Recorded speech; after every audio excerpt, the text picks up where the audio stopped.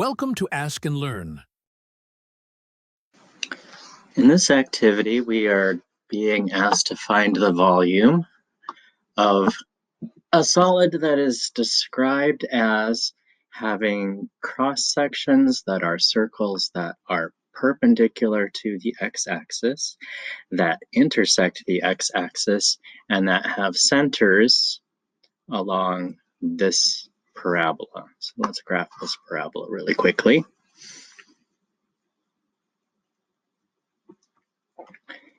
And if I consider this parabola as being the center of one of the circular cross sections, let's put a center right here at 0.6, just as a sample cross section.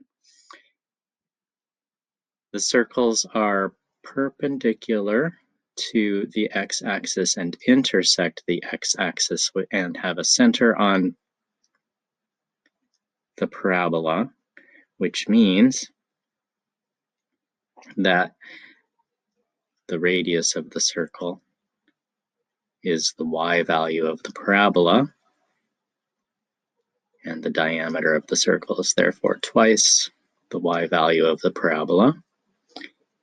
And one representative cross-section would look kind of like that. I'm not drawing a circle, I'm drawing an ellipse because I'm trying to show it cutting into the plane.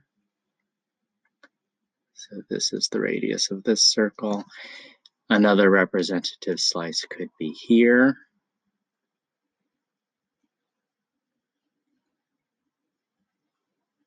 That's not the world's most beautiful circle, but oops. So that could be another representative slice. There could be another representative slice here. So the centers of the slices are on the parabola. The tip of the slices touches the x-axis because the circles intersect the x-axis, and the overall shape is going to make this sort of croissant shape with circular cross sections.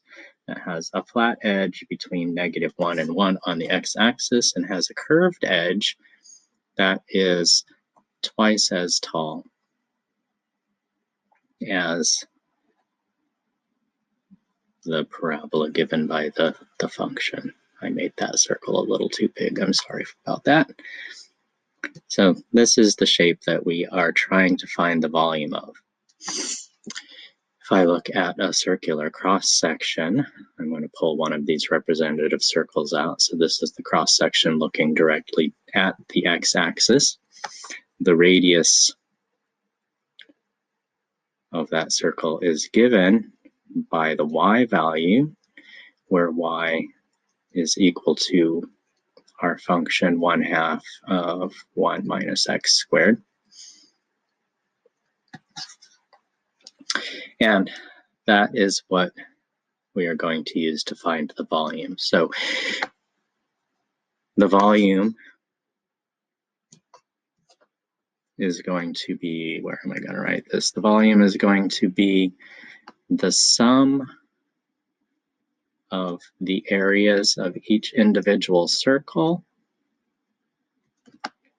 times the width of each individual circle. And since they are perpendicular to the x-axis, the delta x will give me the width of the slice.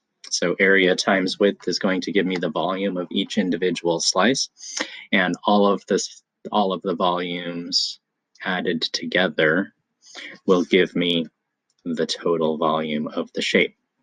So first thing I need to do is come up with an expression for the area.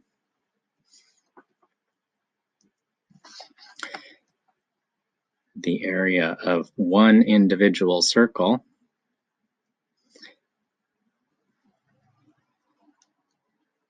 is given to me by my formula, 1/2 of 1 minus x squared.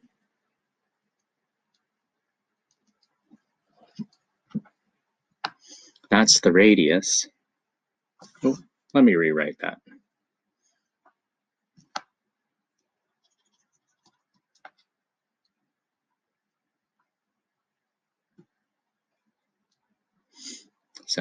the area of one of the individual circles. The area of a circle is pi r squared, but the radius of the circle we've already said is the y value. That's given to me by 1/2 times 1 minus x squared.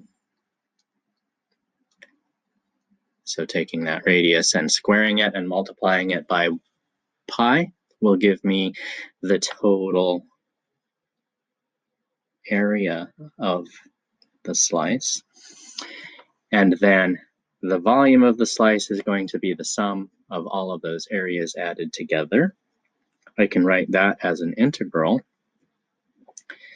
So the total volume is going to equal pi as a constant. I don't have to have it inside the integral. My limits of integration are going from -1 to 1. And I am integrating, 1/2 squared is also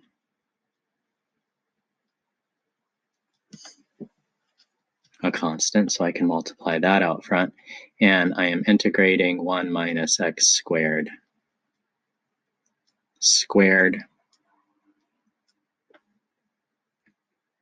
with respect to x.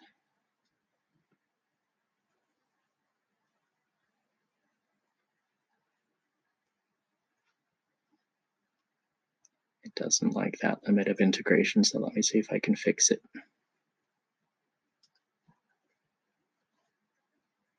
That's better. And it doesn't like my d, so let me see if I can fix that.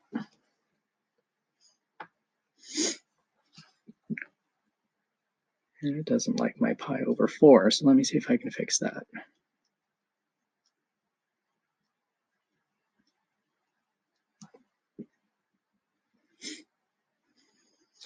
So this is my integral.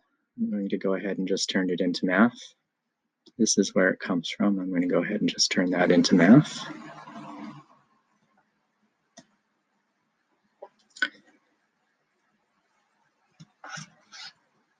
And then to begin integrating this, first I'm going to expand this 1 minus x squared. So that will give me that volume equals pi over 4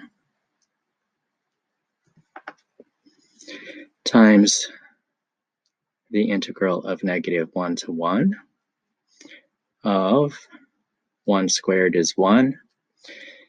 Negative x squared minus x squared is a negative 2x squared. Let me make that a 2.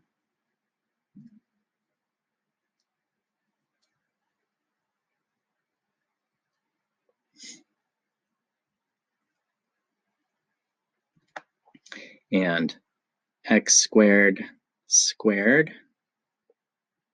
is a positive x to the 4th. Negative times negative is positive.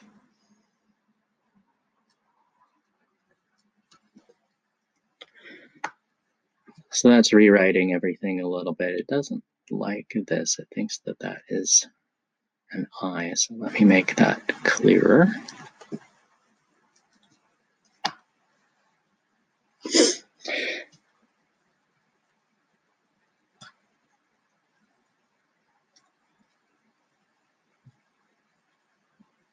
There we go. And one more change that I can make is this is being integrated from -1 to +1.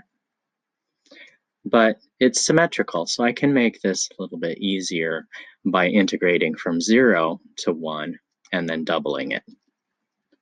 So I'm going to change this to a 0, and I'm going to double it. So instead of being divided by 4, it will be divided by 2.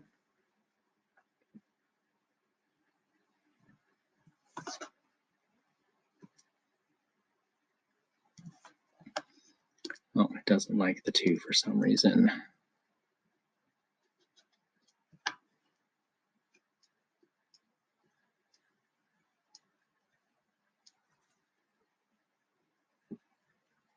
There we go. So this will be my integration, and this is easy because it's all just power rule for integration. So that means that taking the antiderivative, I get the volume is going to equal pi over 2 times the antiderivative of 1 with respect to x is just x. The antiderivative of x squared with respect to x is 1/3 x to the third power. And the antiderivative of x to the fourth power is 1/5 of x to the fifth power. And I am integrating that from 0 to 1.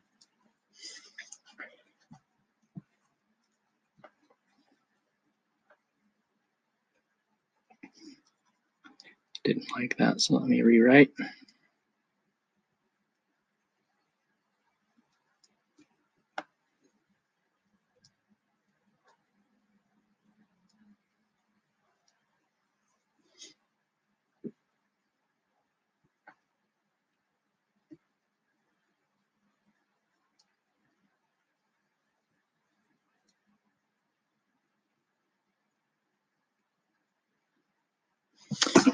And to integrate from 0 to 1, I plug the 1 in, and then I plug the 0 in, and I subtract the values. So doing that, I get that my volume is going to equal pi over 2 times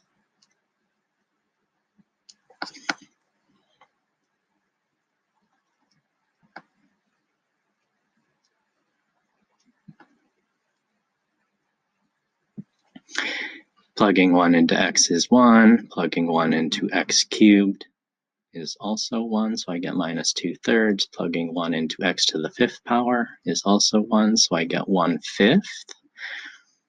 And plugging 0 into all of this gives me just 0. 0 plus 0 plus 0 is just 0, so I don't have to even subtract that. I can just deal with the 1. That's why using symmetry made this easier. And then simplifying, v equals pi over 2,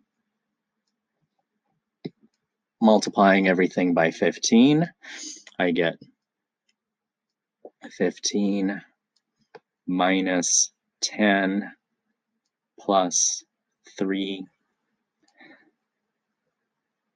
all divided by 15.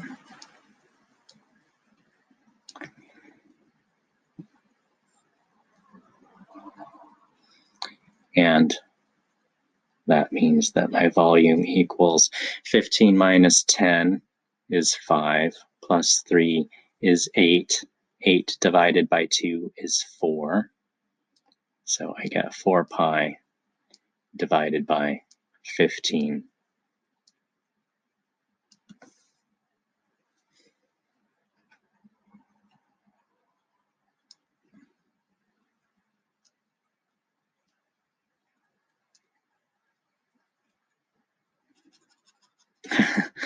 It doesn't like my writing. 4 pi divided by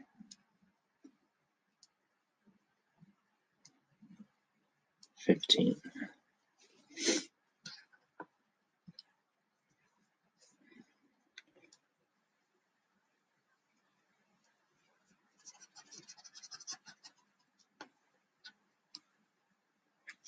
And that is my total volume.